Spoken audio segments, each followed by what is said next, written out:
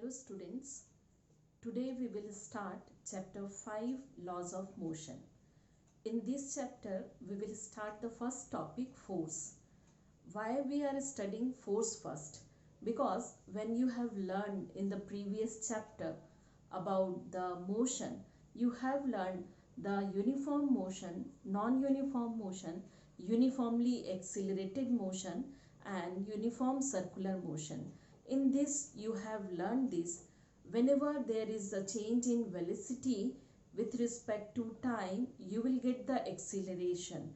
That means the velocity is changed with respect to time, which is giving you the acceleration. Velocity itself will not change. Actually, whenever the force is applied, then only the velocity is changed. Otherwise, the object can be whatever motion, that motion it will continue, and the no change in there the object's velocity or in the direction. If it is moving in a straight line, it will move continuously in a straight line. If it is moving with a constant velocity, that it will move with a constant velocity without changing it, okay? Or if it is in rest, it will always remain in rest. So the factor which bring the change in these objects or the motion is the force. So first of all, we'll study about the force. In previous classes, very small classes, you have learned very well about the force, and a very simplest definition is there. That is, a force is what? It is a pull or push. Every pull or push is called force, okay? So here we will see some force, some type of force here. First of all, we categorize this force in contact force and the non-contact force. Contact force, that means whenever a body or the two bodies are in contact, that means when you apply a force, that body should be in contact with you, so that force is called the contact force. That means it will work, this type of forces, the contact force will work when the body is in contact, okay? For example, you can see that applied force. Applied force means simply when a person is kicking the ball, that means the person has to touch the ball with the feet, then only he or she will kick the ball, okay? So that means the ball and the person will come into contact, then only the person has applied the force onto the that ball and the ball will move, okay? So this type of force is called the applied force. That means the by your muscular power or by any way, if you are applying a force in any of the object which is in contact of you, then only it is called the applied force, okay? Now you will see the second force here, the spring force. Spring force is, that means the force which is working in the spring. Means if you just extend the spring with your two hands, means the two ends, if you hold the two hand with the two hands the spring, and if you stretch the spring, what you will find that the spring will be stretched. That means you are applying a force on the spring, and that force is the applied force, and again it is a contact force, okay? But you can see that up to some limit you can apply the force. That means after some limit you can't apply that force. Some force is produced in that spring which is not let you to extend it more, okay? So that is called what? That is called the spring force. That means that will not allow you to stretch it more. That is called the spring force, or we can call that spring force as the restoring force. That means that object tends to want that to come to the same position, the original position, and so that it is also applying a force against the applied force. That is called the restoring force here, or the spring force, that is also produced due to the contact, okay? Now come to the third force, that is drag force.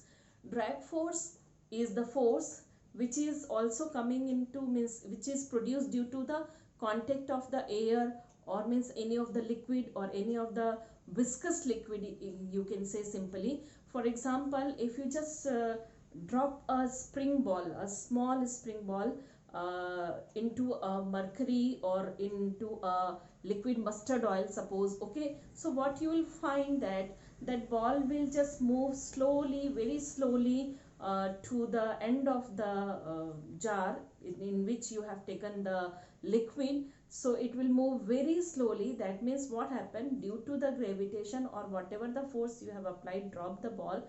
So due to the gravitation, the ball is just moving downward, but a dragging force is working between the layers of the liquid which will move it upward. So because of this upward force or this dragging force, the spring will not move as fast as it has to move due to the gravitation force. So that is the dragging force because of the layers of the liquid, okay. Or for example, you can see that the parachute, whenever a person is coming from the parachute, or just means from the any top of the top portion, if it is the person is coming to ground with the help of the parachute, so you will find that slowly it is coming, the person is coming very slowly. And why it is so? Because of the drag force of the air, and the drag force of the air will just means help the person to come very slowly, so that the person will not hurt, and the parachute will be totally open. And the more force, as the surface area is large, the more dragging force will be applied on that parachute, and so that the velocity or the speed of that person to coming down is changed, that will be slow, okay. So this is what dragging force, that dragging force of air, dragging force of any of the liquid, and the liquid is viscous or means more concentrated liquid is there, so more dragging force would be there, okay. Next you will see the friction force. Friction force, the dragging force is also a type of friction force. Actually the dragging force is what it is, it is a force which means applied between the two liquids, any of the fluids you can say, okay. That means the fluid or the liquid just want to not to, they are not allowing the things to move on the that area or that surface you can say. So that is also a type of friction force, okay. But the friction force generally we are knowing, that means if we suppose I am writing on the blackboard, so what I saw that that writing will be, if the blackboard is too smooth or very smooth, the I cannot write properly, or anybody cannot write properly. Another example you can say that if you walk on the road, and if the road is very smooth, so it is impossible to move on the road, simply you can slip down on that road, okay. So that is also what, because of the friction we are able to walk, because of the friction we are able to write on the blackboard or any of the surfaces, okay. So that is friction force, and that is also emerge, or that is also means you can say come into play when the two objects are in contact, okay.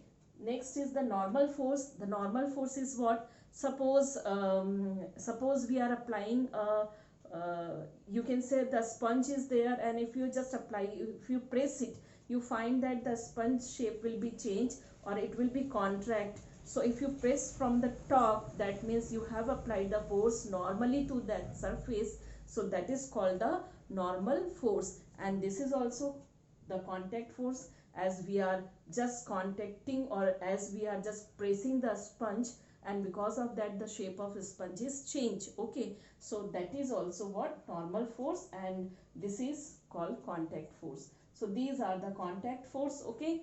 After that we'll see here the non-contact force.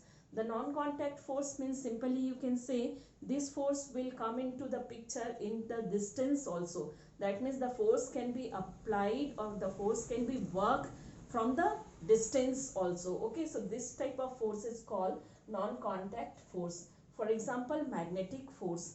Magnetic force, that means if you will take just in your one hand, if you are taking any of the magnetic material and a magnet in your second hand, so in what you will find that if you keep this much distance, then also you will find that if the magnet is so strong, that will just attract the all the magnetic materials, and the magnetic material automatically shift to the magnet, they will just come towards the magnet, and this is called the magnetic force. That means this much distance is there, then also the magnetic force is working. Okay, even though you know that if we are taking the two magnets, and if you are taking the two similar poles of the magnet to this much distance, so you will find the repulsion will work. That means this will repel to each other, so the automatically you will see that the magnet will move away from each other. Okay, and two dissimilar poles are there, so in such situations the magnet will attract each other. So this is also an example of magnetic force, and example of non-contact force, because it work on from the distance. Okay, next is the electric force. That means if the two charges are there, the positive and the negative charges are there, that two charges will attract or will repel each other, depends on the type of the charges. If similar charges are there, they will repel each other. If dissimilar charges are there, they will attract each other. And this is also a non-contact force, because it will work from the distance. Okay, next you will see the gravitational force. Gravitational is the you know that the universal force, that means it has a wide range, infinite range. That means the two planets attract each other because of the gravitational force. Planet satellites attract each other because of the gravitational force, and you know very well the distance between them. Okay, so these gravitation forces also work in a very large way. That means a very large distance, the range is very large, it is infinite distance, it can work. Okay, so this is what this is about the non-contact force. But basically all the forces which we have just look at here, so that forces can be categorized basically in four category, or classified or grouped into four part, which we have learned in chapter 1. That is what? That is the first one we have learned is the strong force, strong nuclear force, then the weak nuclear force, the second one, then third one is the electrostatic force, and the fourth one we have learned is the what that is gravitation force. Okay, so these are the four fundamental forces. So all the force which we have learned just now, that can be grouped into these four forces. Okay, now we will see effect of force. In effect of force, we know very well, whenever we will apply any force on any of the object, or just the effect of the contact force or the non-contact force we are discussing here. So in such cases, if the force is working in any of the body, what change it will bring to the body, we will see that. Okay, so first of all, you can see that if any object is in rest, so that object can start moving, so that means the force can change the rest object, force can bring the rest object into motion. Okay, this is the first change. Then second, you will see that if any object is moving with uniform velocity, that means the velocity is not changing at all. Okay, so you find that sometime if we are just applying acceleration on any of the means we are just pushing the accelerator in any of the vehicle, you will see that the object or the vehicle will be speed up. Okay, so what happen in such case, just you have applied the acceleration over there, and because of the acceleration what happened, the speed will be increased. Okay, so applying the or just pushing the accelerator is also a type of force. So simply you can say that because of the force, an object which is moving with the uniform velocity can increase the velocity, can decrease the velocity, both can happen. The negative acceleration is also there and the positive acceleration is also there. So if positive acceleration is there, the velocity will be more, and if the negative acceleration is applied, the velocity will reduce here. Okay, so the because of the force, the object which is moving with the uniform velocity can change its speed. Okay, and can change, and here you can see that the direction also change. Okay, because of the force, the direction of object can be changed. This is an example, that means if you see that if a fielder is if a bowler is Bowling or just means just hit the you can say that the batsman hit that ball, and because of the hitting it will go in some other direction, the ball will go in some other direction and the fielder will catch it. Okay, so this example is what that means. You have watched here what happened. Actually the bowler is bowling from here and just sending this ball to the batsman hit that ball and send this ball to where that means you can say the fielder. So the direction of ball has changed here. Okay, or in the example of the carom board also you can see that with the striker, if you strike any of that coin, so you will find that the direction of the coin has changed. Okay, or in the vehicle also you will find, if you are just turning means in a circular motion, if you are turning any of the point, if you are taking U-turn, so that time also the direction has changed. Okay, so all whenever the direction will means change in that direction, or the changing in the direction, the factor which is responsible is the force here. Okay, so force can change the direction of the object. Okay, now you will see that next we will see what happened. The force can change the shape of the object also. Shape of the object, as I have given one example to you in case of the sponge. If you are pressing, if you are just applying normally force on that sponge, so the shape of the sponge will be changed, that will be flattened.